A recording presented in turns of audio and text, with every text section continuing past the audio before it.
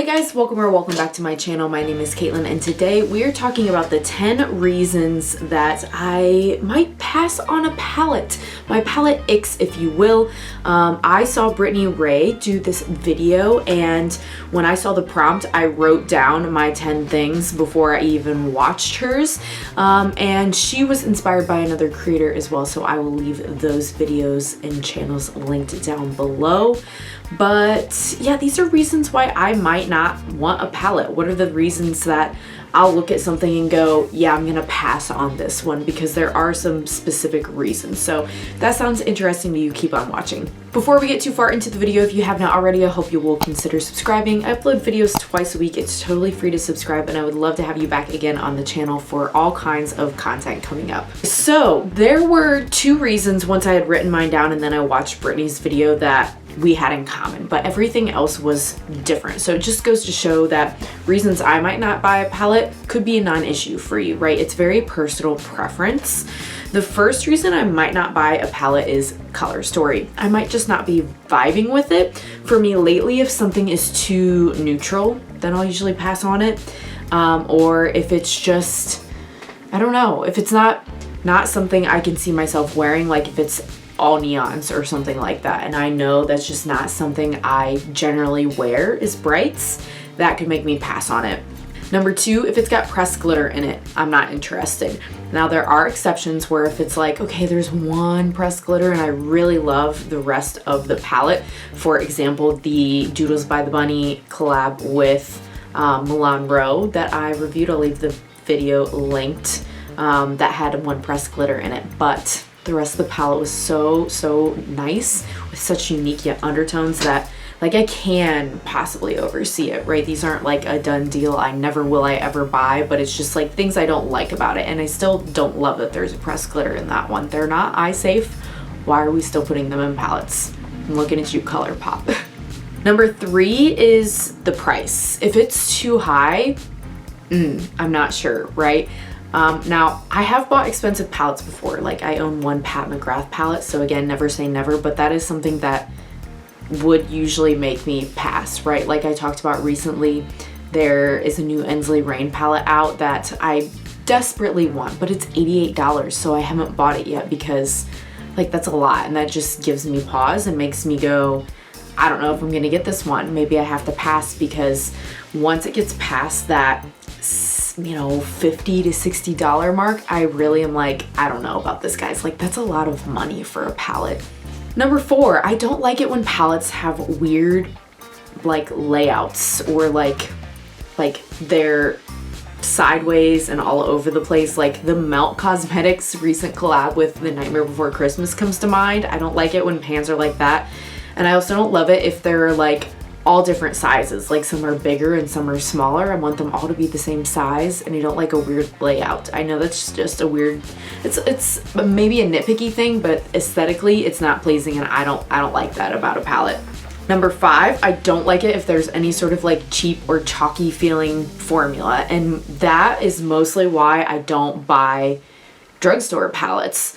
The only drugstore palette I've ever tried that I liked was the e.l.f. like bite-sized ones. I have the jalapeno one. Those aren't chalky or cheap feeling, but a lot of them, like Wet n Wild has a couple good ones too, I'll say, but anything else I've tried just feels cheap and like it's just dusty, and that's not the vibe for me. I will just pass on anything that looks ashy in the swatches.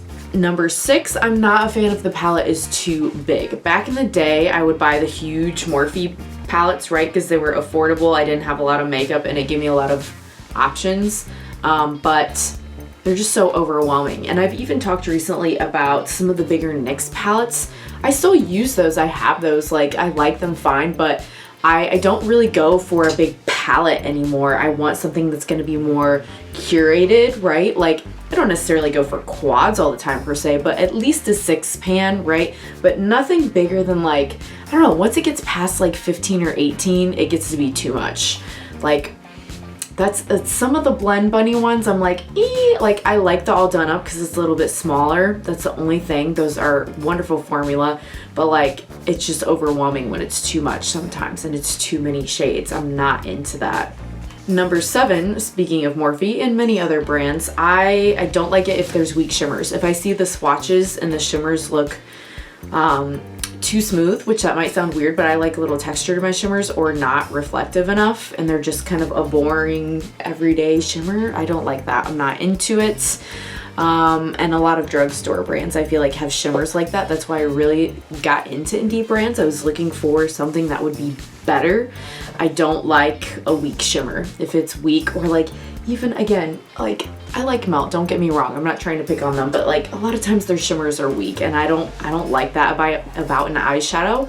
It's again part of the reason I skipped out on the Nightmare Before Christmas collab was, you know, kind of weird color stories somewhat. The one I liked more than the other, weird pan layout, and historically their shimmers have been really weak and I'm not into that. I'm just not. I need glitz and glimmer and shine, and I prefer it if I don't have to use a glitter glue to make it pop or stick or not have fallout. So number 7, if the brand is being shady, that will make me not buy an eyeshadow palette or anything else. Now, that being said, I am one person, I can't know everything about what everyone does, right? Like I don't keep up on all the drama, all the news, whatever. So I know I've had people that are like, oh my gosh, you use that, how terrible, I can't support you because you support that person or whatever. Okay, I don't know these people personally, I don't keep up with a lot of them. So by all means, you can feel free to say, hey, I've heard this, like maybe reconsider it.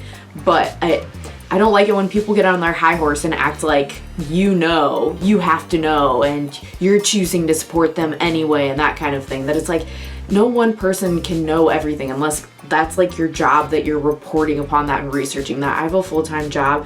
I don't know everything about everyone and every brand. So yes, I don't like to use brands that seem shady, but also like a disclaimer, I don't necessarily know everything about everyone, so I don't want someone later to go back and say, well, you use this brand and you said you don't use shady brands and things like that. Okay, when I'm aware of it, and I really do try to be aware of it, but it is very hard to keep up with everything and, you know, the hundreds of brands and influencers and people there are on the internet. 9, if they are in general just too big of pans, even if they're uniform in size and it's not like big and small and the layout's fine.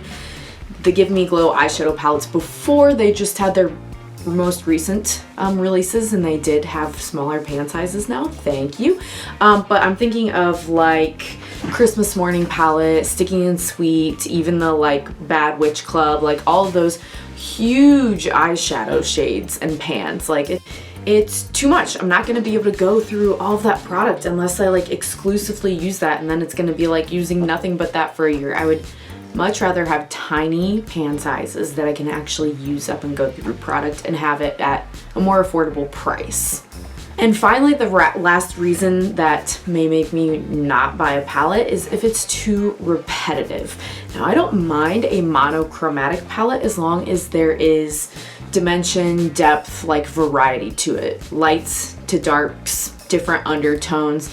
But if there's too many shades that look repetitive, or like those are gonna look exactly the same on the eye, really, even if they have a slight difference in the pan, then that turns me off to it. So those are the 10 reasons that might make me, and a lot of times do make me, pass up on an eyeshadow palette. I would love to hear in the comments, what are reasons you pass on an eyeshadow palette? Because I know these things in my mind, but until I saw that video, I was like, oh, I've never really actually talked about like what I don't like in an eyeshadow palette. I talk about what I do like, but I'd be curious, what are things that make you pass immediately, or at least give pause and you're like, I'm not into this. This is an ick for me personally.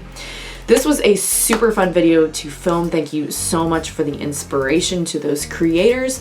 Hope you guys enjoyed my answers, and I hope to see you again on the next one. Bye.